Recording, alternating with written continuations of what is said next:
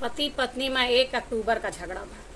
पत्नी कही सुबह हम जल्दी ना उठब, कुछ न करब, बिस्तर लेके अलग लगाए के सोई।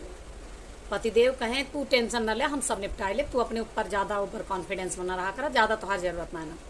पत्नी कहीं ठीक है, वह गद्दा लगाई अलग और सोई गई। पतिदेव का आँख 6 बजे खुली, कहीं लड़कन का 7 बजे स्कूल जाकर है। जल्दी जल्दी गए, थोड़ा सब्जी भुजिया बनाए, पराठा कहे, फिर आए लड़कन जगाए ना, चलो बेटा स्कूल जाना, चलो बेटा स्कूल जाना। लड़किया कहा था सुनो पापा सुनो, कहे नहीं कुछ नहीं सुने थे, एक शब्द नहीं बोलना। कहें इसको तो नहीं उठाऊंगा, बहुत स्मार्ट बनती है अपने आप को।